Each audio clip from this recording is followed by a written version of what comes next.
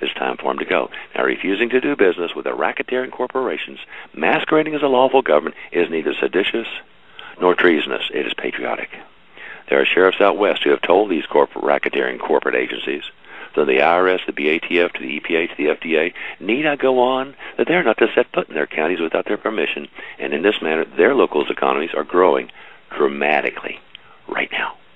They're kicking the racketeering criminals out right now. Good men are standing with these good sheriffs. Okay? Now, what that boils down to, very simply, is this. Everybody's working together. Everyone from Sheriff Mack to Stuart Rhodes, both keepers and good men in our military. No, we must return to this. Drake and Terry keep reminding us of this. But it's up to us. This is where the responsibility comes in. We want control. We better be responsible. And it's up to we, the people, to pave the way to reinstate real government at the local level. Get involved at the local level. Pick an issue, gather a group, get together with like-minded people, get educated, and prepare for the future. Everything from food to everything. We've given you the main bullet points on www.freedomreigns.us webpage. It's FREEDOM REIGNS.us. It's the county project app, and it is a work in progress. And Anita has a bunch of information. Now, more will follow, okay, but it is a work in progress.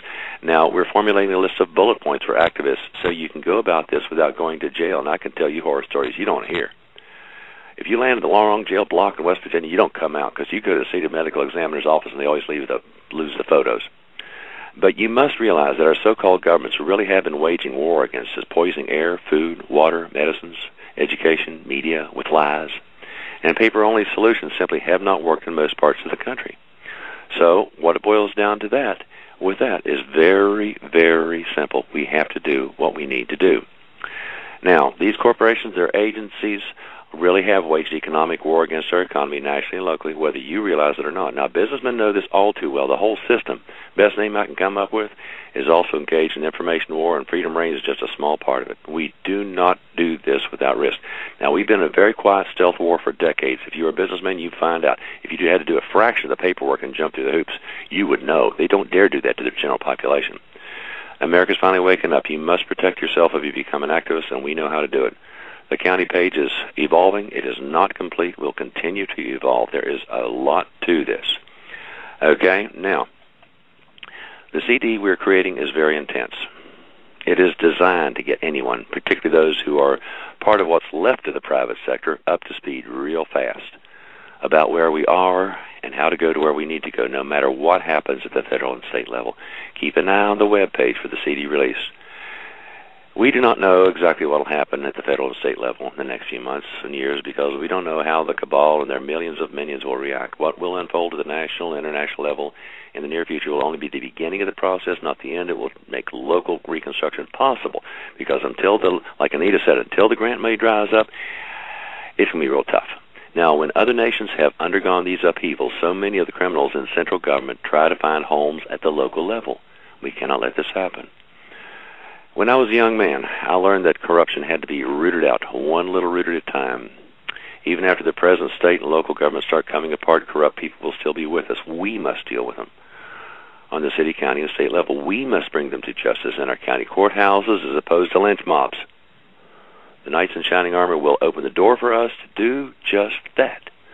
The county project gives you the tools to assemble what you need to assemble, as you so desire. I can't write your book for you. You have to write your own. It's your government, baby. Now, we can depend on nobody but ourselves to do it. Our forefathers didn't have things like video recorders and conference calls or telephones. We have all these tools and more. We can use all of them to reestablish local home rule. There are certain issues, such as the International Property Maintenance Code, CPS issues, zoning issues, judge bribery, permit and licensing issues that must be dealt with on the local level, and now is the time to get up off the couch. At least form the framework to do this. So all this can kick in as the changes come about on the national level. This has to pretty much mesh. There will be a vacuum. We need to fill it. Now, we've pretty much given you the tools, the bullet points, okay? And what it boils down to is you assemble them the way you want.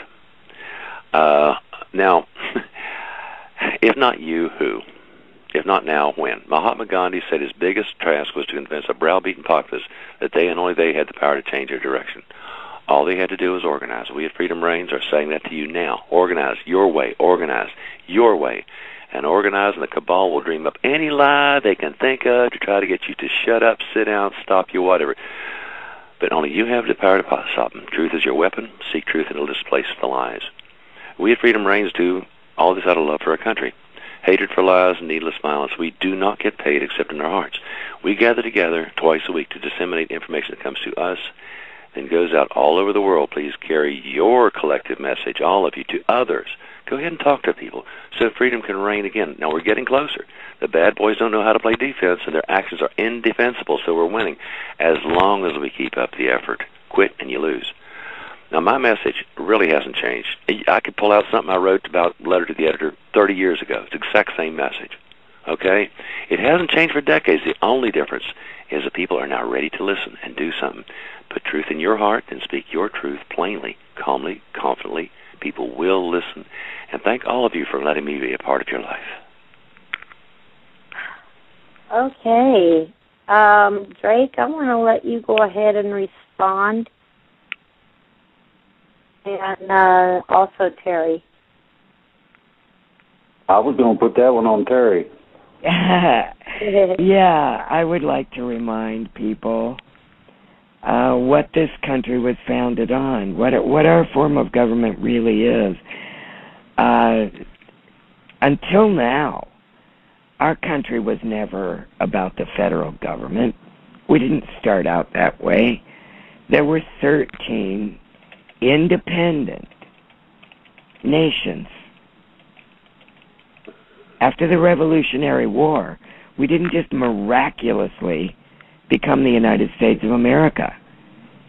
Before and after that war, we were 13 individual state nations. And they came together to create nothing more than what amounted to a steering committee to take care of those collective issues that the states needed, the independent states needed to do together. Because, number one, there was safety in numbers. If they were to be attacked by an outside foe, there were safety in numbers. They needed a navy. Some of those states didn't have coastline, but most of them did. They needed a navy. They needed to do commerce with foreign nations. And once again, there was power in numbers. There was bargaining power in numbers in respect to trade. If there were conflicts between one of those 13 nations and another, or several of them, they needed some kind of an arbitrating board, if you will, to settle those disputes and those arguments, to do commerce among each other, between each other. Local. Right. But nothing that they designed by way of a national government had anything whatsoever to do with local issues or counties or even state. They did not intend and they did not devise and design a national central government to govern those free states. It was never intended that way. And today, you hear an awful lot about what is and what isn't constitutional, and all these unconstitutional laws, and all these laws which aren't laws. They're what is known as color of law, statutes and codes, not law. And you hear an awful lot about that, how our congressmen, by their own words, oh, we don't follow the Constitution. We don't pay any attention to that anymore. Well, you have to pass it to find out what's in it. And yet the American people don't even understand the basic fact that the Constitution does not apply to you. It was not written to be the law of the land. It is not the law of the land, and it never was. that Constitution was an outline of what the federal government is allowed to do and what it is not allowed to do. It was a document written to protect the people and the free states from this steering committee that they've created, because our founders were intelligent men, and they understood that power once given has to be wrested away. It will not be given back willingly. And power once given by nature and humanity's own proclivities will be twisted and taken advantage of. And that is inevitable. So they did their very best to write into that document checks and balances and some sort of an attempt at a guarantee that this little national government they were creating was not going to get out of control and usurp the powers of the individual states and the people. Boy, you can distill it down, can't you? You're good. Well, they didn't have a crystal ball. The one thing they should have done, they didn't. And, you know, hindsight's 20/20. We all say that, and it's true.